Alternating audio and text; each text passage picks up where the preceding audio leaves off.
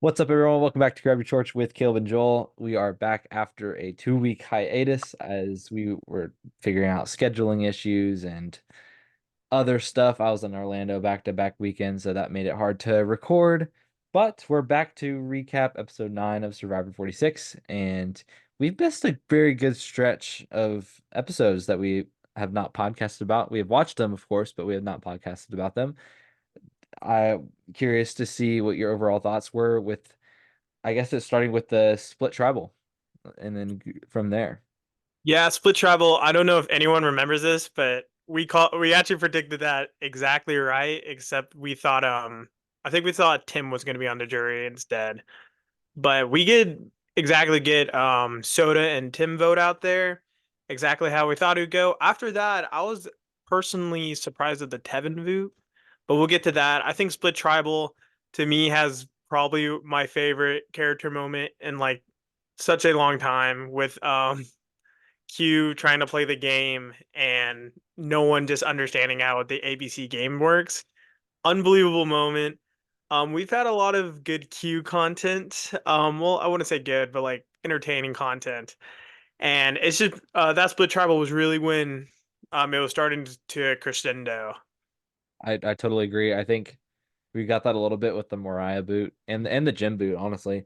And from there we had, both Tim and Soda, which funnily enough, that's we saw the decline of the Sixth Alliance as Q immediately voted out a person from the Sixth Alliance. And subsequently each of the three people since the merge, like the actual merge that have been voted out, so being Tim, then Tevin, then Hunter, have all been from that Sixth Alliance. So it's not a very good alliance at this rate. But it's been entertaining to watch. We missed hide and seek, which was one of the best episodes of Survivor that I can remember of recent.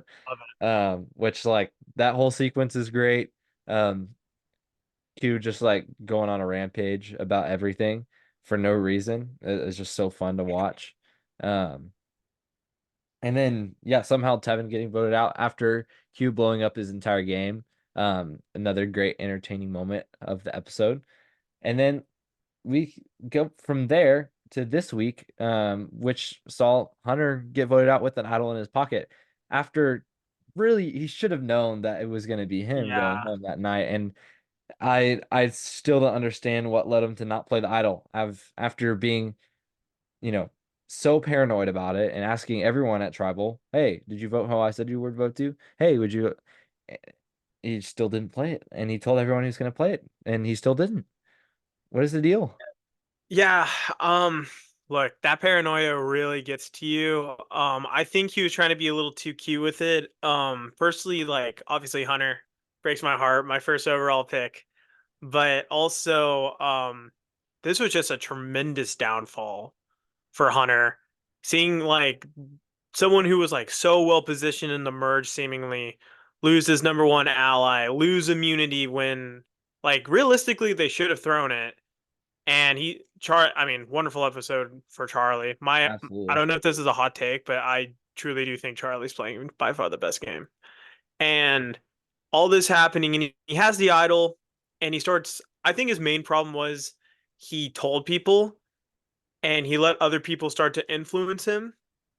Where if he literally just like kept it where everyone's voting him, he idols him and Q vote out Ben. I mean, they're in a decent position moving forward, and instead you get an opportunity to split the votes. And I don't know, it was bad, bad gameplay. I definitely feel for him. A lot of people felt really sick. Well, I personally felt sick watching him just paranoid his way out of the game. But I mean, what a tremendous downfall. I know. And then it showed, I think it was also a good episode for Kinsey as well, as Hmm. Hunter claimed that she was his number one when she was like, I don't think that at all. Like I have my own, kind of way of doing things right now. I'm not really in that Hunter alliance. And we also saw how Q just got pretty ostracized after blowing up everyone's game at Tribal. And as much as it would have been a cleaner game if Q had gotten voted out here, it makes it a lot more chaotic and Yeah. entertaining as the episodes progress. There's pretty much zero chance of him winning. No. Same with Venus. Like, so I think both of them just being firecrackers, like unpredictable. Who knows what they're gonna do? I think Venus is actually pretty predictable, but she just Yeah. doesn't do anything that everyone else wants to do. And so I think going against the grain as far as both of them are concerned, that really Mm. kind of will create some chaos in the episodes coming up. And we'll see how, alliances dwindle from here on out. Yeah, I think Venus and Q, like the expression like two sides of the same coin. I feel like they're just on the same side where if it's not their idea, they don't want to do it. They don't care. And they'll talk about it, all this stuff. But this was also a perfect episode for Tiff. I thought Tiff may have played this round the best, going into a position where she was going to get voted out to getting through this with an idol. She still has her main allies. She's opposing to Q, but everyone's opposing Q. And I don't know. I think she's playing very good right now. I could definitely see her winning. Yeah, absolutely. I think yeah, Tiffany played that perfectly by, saying, man, like I'm just gonna play it, like I don't know if she saw it coming at all. I don't think But she was so. just told that she told everyone going like, hey, I'm just gonna play my idol tonight. It's just kind of burning a hole in my pocket. Might as well play it. And then that just scared everyone off. Like, even if she had no idea, it was a good move to kind of put out the feelers there. And Yeah. that also prevented the blind side from actually happening. And if she hadn't said anything like that, I'm sure those votes would have still came her way. And who knows if she would have been able to determine whether or not to play her idol from there. I have a question for the immunity. Usually I don't like this style of immunity of like grabbing your own partners and basically just doing this long-winded immunity challenge. I started to see like more of the like reasoning behind it because you can force someone to throw, and so it's not just like Hunter like barreling through the game here, and it gives more chances for social dynamics, all that. But what do you think about like that style of challenge? And do you think Charlie, even though he won the challenge, do you think he should have thrown to guarantee Hunter out? Yeah, I I really think Charlie's move here was kind of played perfectly. I mean, it would have been different if he didn't end up winning the challenge, but he showed, hey, I'm not a quitter. I'm not going to do this. I'm not going to listen to what Q's telling me to do. And then he went out and beat Hunter anyway and got Hunter voted out of the game. And I think that's a huge move on Charlie's resume. And at this point, like, it's not really, it seems like Kinsey and Tiff are calling the shots. And so I don't think that everyone is recognizing that Charlie and Maria are running this game. And Mm, it's kind of been shown that from like whatever they do, they have a hand on, what's about to happen in the game. They know what's going on. They're actively working with people that others may not want to work with, such as Venus and Q. Like, Maria tried talking to Venus a little bit at the split episode and tried to work out something with her, even though it didn't work out at that time. And then we see in the preview that Maria's going to try to work with Q next week. And so, like, it seems like that both of them are willing to work with whoever and use the tools necessary to win the game. And it's hard because they might end up being, targets of like normal people in a crazy person season, because who knows if they can actually pull it off if like one of these, you know, crazier game players might ruin the game for them. hmm Yeah, I definitely agree. I don't know. I'm just seeing Charlie as, to me, I feel like he's like the Carson, the Jesse, someone who has like a pretty seamless edit at the moment, but it's just gonna fall short. He's like the final boss, whatever that may be. Maria, I don't know. Maria has had really high and high, like very low moments where at times you're like, I wonder what she's thinking, and you just don't see it. But overall, this is a very interesting in game where you have like two very clear duos and Tiff and Kinsey and Charlie and Maria, except no one really sees them as that. In fact, in a secret scene, they showed that like Maria and Ben had like a pretty rough outing. And so I'm very confused at the dynamics. I'm very interested, but What about I know this is out of nowhere. What are your thoughts on Liz this episode after apparently a very big episode last time? I mean, it kind of shows like no one is seeing her as a major threat in the game, which leads me to believe that she's not going to win either. Like, I don't really see a path for her at this point, just because whatever we've seen from her, give except for last episode where it showed like, wow, she made a big move. You know, ever since then, like, anything outside of that, we haven't had anything that's pointing her to be a winner of the game. And so, at this point in time, I don't really see her having enough agency to pull off anything. And again, with the preview for next week, she's super angry about what went down. First of all, she A was little angry bit. about Q overshadowing her move. Next, now she's upset about, the plan not going her way and Q not going home this time. And it's kind of showing that she's just on the outs. Like they left her out of the vote. Like it was her, Q, and Hunter left out of the vote. Who knows why they left her out of the vote? Just because she's out, she's on I the don't outs. think anyone's seeing her as a factor at all. No, Like truthfully, I was talking to someone about this, but I truly think the only way Liz could win is going to the final 3 with Q and Venus. yeah, But I feel like she's the normal person out of that. Like no one's like voting for her. They're just not not voting for voting Q. for the king. Yeah, And I do think I know that this might sound crazy, but I do think Venus and Q would get like I do think Q would get Tevin, Hunter. He might even get Soda. Like he would get votes. And Venus actually could get sodas because I think I don't know. I Soda thinks that Venus took her out, but I don't know but if like that's the I truth anymore after Tevin Tevin probably just, told her. yeah. I was like, that was Yeah. totally my move. I don't know what she was I saying. mean she might get gosh, I don't even know who she'd get. No, But like all the rest of the votes would just go on whoever that third person is. right, and no one respects any of the three of them. So I don't Shout know. out season 43. Yeah, that's right. That's pretty much the exact same scenario, which Right, I hope doesn't happen, and I right. don't think it will. I don't think we're getting Gablered this. Not getting Gablerd, hopefully. I don't think so because Gabler's edit was weird because like I think like if I could say one good thing about the Gabler edit was it was literally the fact that he was planning and like playing or what hiding in plain sight. Like that was his whole thing, and he was doing that with the edit. Like I think that's Right. genius, And except for the it fact was he won. Except for the fact he won. right, right. And that was his game move, and it ended up paying off, and he recognized what the jury would see, as a winning move, which got him the Yeah. win. And so I think it's kind of up to that, which of these remaining eight players will be able to do that and convince the rest of the jury, like, hey, I Hmm. made the right moves necessary to win. And that could read the room properly because Venus obviously has not been able to do so. She She's thinks that she's running things. She thinks she took out three people back to back, with her original Nami members. She's really been a vote in those factors, but has not driven those at all. And so, yeah. like we've seen, the disconnect there, and I'm sure we'll see the disconnect, um, possibly from her in the final three with the jury, but also with other members, not recognizing, you know, what it takes to actually win the game. I agree.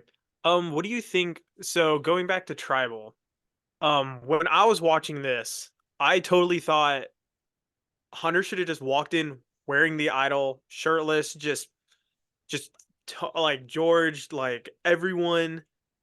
I'm playing the idol. Don't don't go after me. Like it's a very Aussie Survivor move. Like you almost see it every season, but it's effective. Most people would be like, "Oh, well, guess we can't vote him." And it was the fact that Hunter was just like let himself be so vulnerable, I felt like allowed for the split. Right. Yeah. And the fact that he already let it slip when he didn't have to, and that would have also given him more power in that tribal. Like if no one knew about it, he could be more confident in playing it, I think, because he doesn't have to play the game of like, oh, are they going to vote for me because I have the idol or are they not, Hmm. versus if they don't know that he has the idol, he can just play the game of, oh, they're probably voting for me. I have the idol though, so I can save myself. And they don't know about that. So why would they not vote for me? That's true. I I don't know. Hunter's situation was so interesting. but it's something I don't think like a lot of people are talking about as of now, just because of how like explosive of an ending that is. How do you feel about Kinsey already wanting to take the shot at Tiff? It's definitely too early, and like when it wasn't the move, like if that ended up not being the move that happened that night, like it almost gave me a War Dog Wentworth, kind of vibes if that actually went through. Because if Hmm. if that vote actually went according to plan, if Tiffany got voted out with her idol in their pocket instead, I think Kinsey would have a massive target on her back heading into this week and probably would be taken out at this point.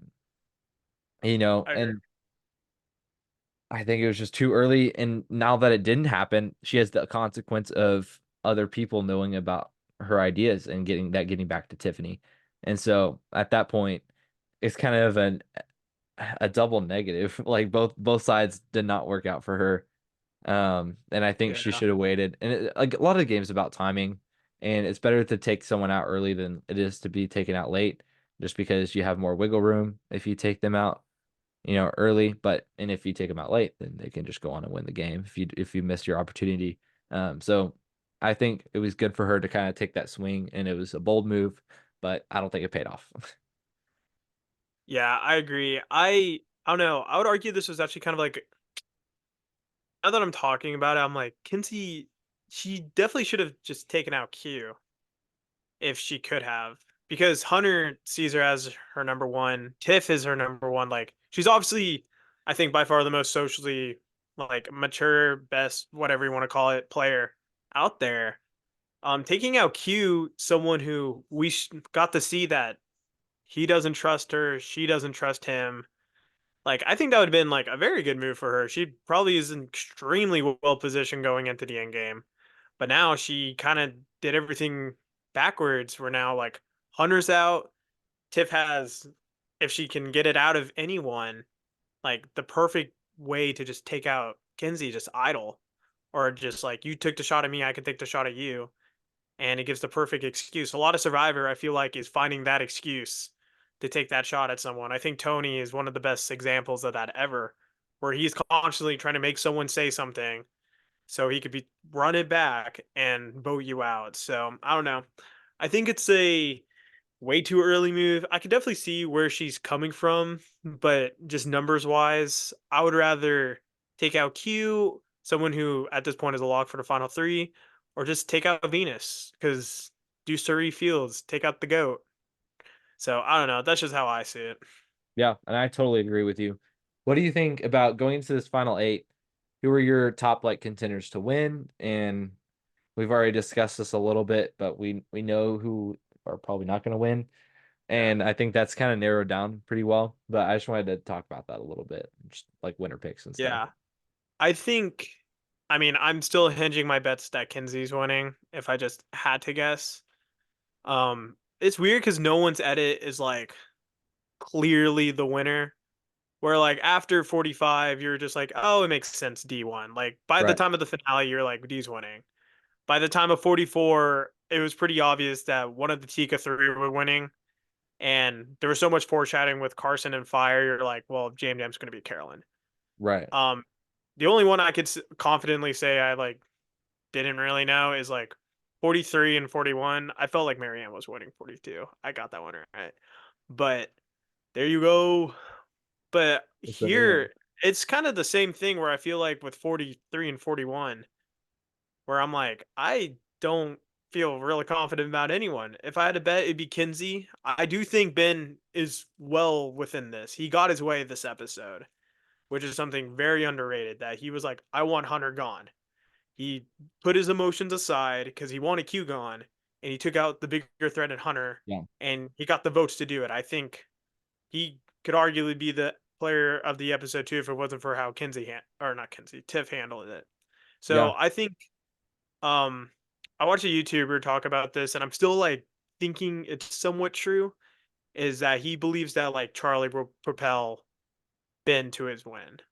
That I think Ben and Charlie are going to get to the final four together and Charlie might just lay down his sword or lose in fire making to Ben and Ben goes on to win. That's how I can totally see how it plays out because I don't see a world where Tiff is making it to the end without Yeah, something crazy happening. I totally agree. I think it's her Tiff's path is hard. Q, Liz, and Venus are just like kind of dead in the water. They can get to the end. I don't think that they can get the votes though. And then Maria and Charlie just gonna have a battle as well. I think, yeah, like what you said, main contenders would be Kenzie, Ben, Maria, Charlie for Hmm. me. So we'll see what happens though. Yeah. What do you, if so, for example, you're in the final eight, Caleb, and you see these three people, Liz, Venus, Q, three people that like I feel like on the island, everyone like is in agreement that they are not playing well. There's five main players and then there's those three. Do you like even risk? Do you just start taking them out because they're just hogging up a spot, or do you go after those big players here? Because the final eight round is very important. I feel like to Right. the I think you can utilize those bottom numbers, but the problem with that is like Venus doesn't realize she's a bottom number. yeah. And Q doesn't. I think Q's starting to realize that now. Liz does not want to be a bottom number. I don't think she's accepting that. Hmm. And so it's hard to like say, hey, let me grab you three and let's do a move against one of these bigger players. When they're like, wait, I'm a bigger player. That's kind of offensive. And they turn on you instead. So to answer your question, I think if they're all just sheep, like yeah, take them and use them to do votes. But I think it's all about just kind of where you're at positionally. If you have someone that you're paired with, like Marie and Charlie, for instance, like Kinsey and Tiffany, kinda, they're not really working super well together anymore.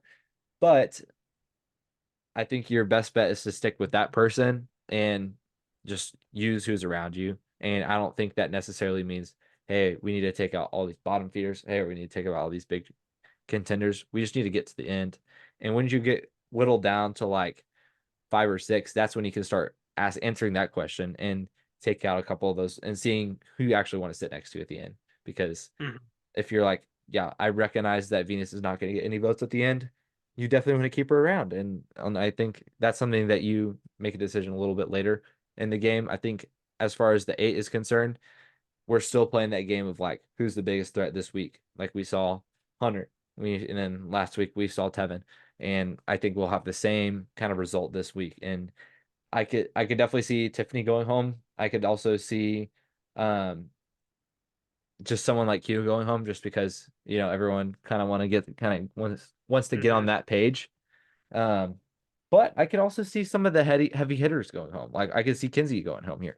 Like there's you know kind of a range of what could happen, and I'm excited to see what that entails. I completely agree. Jeff Keep always said that this was like his favorite season of the new era so far. And I could definitely see why. He loves this cast. He is so chatty with him. He gave him popcorn. Like Jeff loves this cast, and I could definitely see this whole season has been building up for these last couple episodes, which have been very good, very entertaining.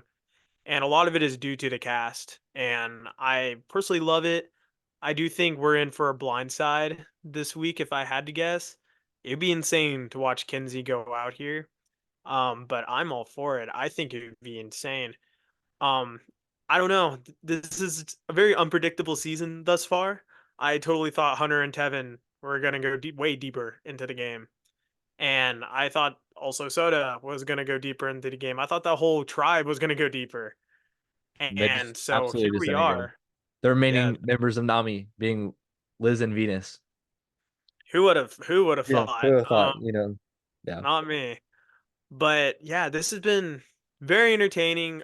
Um, imagine now. Imagine if Banu made it to the merge.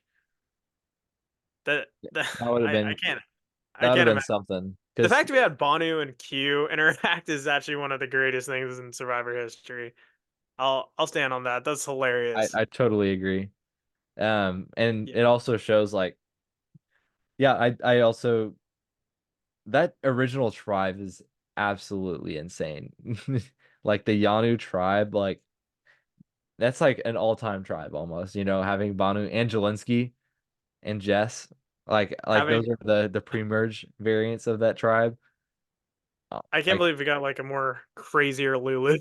yes, we had a double quit tribe last season, and then we have the Yanu tribe this season. Whoever's doing these tribe balancing just needs to find a Yeah, different job.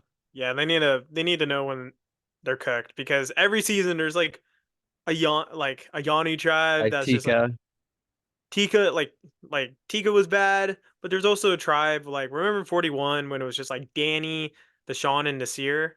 It's like the three biggest guys of the season. Like, what are we doing? Like, yeah, and spread them then out. Ua, yeah, that was when Ua went down to two.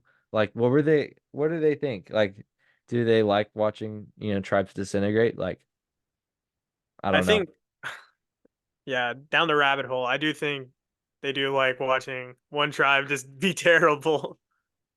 Which I like ballot seasons more, and I think that's why I like 43 so much, since that's one of the Hmm. tribes, that I think it was a 4-4-4 split going into the merge. So that was like a perfect, kind of balance. And I feel like that was a little bit more enjoyable because you got to see a little bit from everyone. And then also wanted to pivot a little bit into the announcement that Jeff made the other day on Instagram that Survivor 50 is for sure going to be a returning player season. Yes, indeed. Let's go. Did we know about this way before? Yeah, yeah, we Yes. did. Yeah. From our sources. Yeah. So, um, I've been debating whether this is like a second chance or just a straight all-star because Jeff in his announcement, for those who don't know, he was like, "Guys, we just decided like 2 seconds ago that we're having returning players for 50." And everyone's like, "Oh," and he's like, "Thanks to the fans and you guys play a part in it." And so I was like, "Oh, Are you talking about the people that are there right now, or are you talking like about, are they deciding the cast or or like are are we, we yeah, or deciding we the decide the cast, or cast?" is second chance too would be insane. Um, I really hope I really hope it's second chance just so we can like close the book on pre 40. Yeah. Because it is no secret how much Jeff likes Devin, and I know he's itching to bring Devin back because he's just always on Devins. the podcast. Yeah, Devins. And there's so many good characters. Um, Any guests of Jeff's podcast until season 50 is gonna be on it. That's my yeah, prediction. yeah, it's gonna be Is we D. D's on it this season, Devins. Oh, D. I would bet anything is on that season. Austin will not be if I had to guess. Yeah, Mm. that's awkward. But I would love like we'll do. I think we should do a dream cast I of. totally agree. And I I think think we should also bring Jordan back on for that one. I agree. I'll bring Q on. I'm just kidding. I don't know Q, Get a Q but skirt. Q making his Dreamcast. It's just him over and over. Right. Yeah, but it is very exciting news. Caleb, just off the top of your head, who's someone from the new era that you would want to see back on a return? It could be winner. It could be anyone. Off the top of my head, I think, hmm, it's a good question. I love Kaleb from 45. He's a great character. Like that Great name. was someone like watching, like, oh my gosh, it was so fun to watch. I've also I think Hugh has to be a lock, like just He's given a how lot. entertaining he's been. Like he's almost a Tony He's a lot. 2.0. Um, but if I had to pick anyone from any of the new era seasons to kind of be like my go-to person that I would like to see back, I'd have to say Xander from 41. I think he does Wow. not get enough love. Wow. Unbelievable pick. I'm not expecting that. Wow. You know Yeah, what? that's I completely agree. I think he's actually prime to do really well on a return. I think exactly. there's a And lot of he's players who's matured really in the prime. last few years, probably. He came on Got his got his hair. pretty young. Yeah. I don't know. Yeah. I think he could do well. I think he'd be a lot more bold. Yeah. And it's not even like he played like a bad game his first season. I would No. argue. It was just like it was like a yeah, it was a good one. Yeah. And I think he was also a fan favorite at the time, and everyone was like, why didn't he not win if you don't understand the game as much as others do? Like, Yeah. or the casual people were probably like, what is going on? But I loved just his personality and like he's provided a lot of good moments, and I think that he could do really well on a return. Yeah, I completely agree. I'm excited for 50. Obviously, realistically, it's probably going to be all stars with Right. from 41 to New era 49, All Stars, yeah. which to me means they already casted everyone from those seasons, if I had to guess. Well, we still have 47 through 49 that we have not even Yeah, aired. So, and man, if they only listened to us and did season 48 being New Era All Stars and season 50 Legends, they should have. it'd be Jeff, perfect what are we doing? because you could just put some of the All Stars from season 48 onto 50 because you have to play. I feel like you got to play a couple times to be a legend. You can't just like come off your second time playing being a legend. I think, I mean, yeah, I, Except I, for I would argue, Wigglesworth. yeah, Wigglesworth is different. I would argue JT was a legend Yeah, after he won. Some of those, I mean, Coach was also a legend Earl. after his first time, but also he was just because to me, I'm like, I think Q, I think Q and Venus, if they want to, they're locks. Yeah, They're the characters of the season, and I do exactly. not think it's. Hmm. And just watching, like, if it was like heroes versus villains, you could do it. I definitely think you could. Like, Yeah. I can name 10 villains from the first Villains six don't seasons. exist anymore, apparently. That's such a lie. There are literally so many villains. Literally Venus They and just have Q to from water this them season. down Yeah.